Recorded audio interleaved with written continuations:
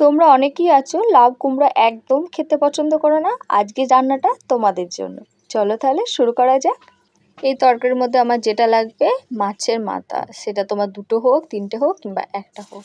কুমড়োগুলোকে আমি গোটা গোটা ওই ডুমো ডুমো সাইজ করে কেটেছি। গোটা গোটা বলতে ডুমো ডুমো সাইজ। আলুগুলো ওর মতনই মাপে কেটে নিয়েছি। দেখো, তিনটে মতো মাছের মাথা আমি ভেজে একে একে তুলে নেবো। মাছের মাথাগুলো একটু ভালো করে ভেজে থাকতে হবে, যাতে কাঁচা গন্ধ যেন না থাকে। ওই তেলেতে একটু আলু আর কুমড়োটাও লাস্টে ভেজে নেবো। চলো এদিকে মশলাটা করতে চলে আসি। টমেটো নিয়েছি তিনটে মতো, একটা মতো টমেটো, আদা রসুন আর 1 চামচ মতো জিরে আর একটা কাঁচা লঙ্কা ভালো করে একটা পেস্ট করে নেব। আলুটা ভাজা হয়ে গেছে, এরপর কুমড়োটা দেবো, দিয়ে ভালো করে ভেজে নেবো। কেন বলো তো, কুমড়োটা আগে দিলে যদি গলে যায়, এদিকে লাস্টের দিকে আলুটা ভাজা হয়ে গেলে তারপর কুমড়োটা ভাজতে দিতে। এদিকে মাছের মাথাগুলো ভেজে ঠান্ডা করে নিয়েছি, আর এদিকে একটু থেতো করে নিচ্ছি।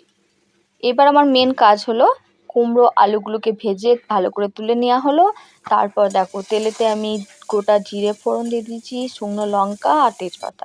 পেঁয়াজটা ওর সঙ্গে ভালো করে ভেজে নিলাম। তারপর টমেটো আর মশলার পেস্টটা দিয়ে একটু জল দিয়ে হলুদ গুঁড়ো, লঙ্কার গুঁড়ো, নুন, পরিমাণ মতো চিনি দিয়ে মশলাটা ঢাকা দিতে কষাতে থাকবো। কষানো হয়ে গেলে দেখবে টমেটোগুলো এমনি এমনিই গলে গেছে, আর মশলা দিয়ে খুব সুন্দর গন্ধ বেরোচ্ছে আর তেল ছেড়ে গেছে। এটা লক্ষ্য করবে, তাহলে দেখবে তোমার মশলা কমপ্লিট। এরপর তুমি ভেজে রাখা সবজিগুলো দিতে থাকবে, দিয়ে ভালো করে কষাতে থাকবে। কষানো হয়ে গেলে পরিমাণ মতো একটু জল দিয়ে দেবে, তবে খেয়াল রাখবে জলটা যেন ঠিকঠাক মাপে দেবে। বেশি জল দিলে এই রান্নাতে বেশি ভালো লাগে না।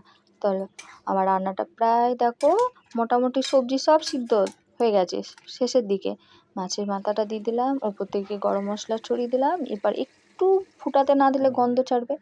চলো, ডান, রেডি। এবার তোমাদের পরিবেশন করে দেখাই কত সুন্দর দেখতে লাগছে, দেখেছো? খেতে কিন্তু দুর্দান্ত হয়ে থাকে।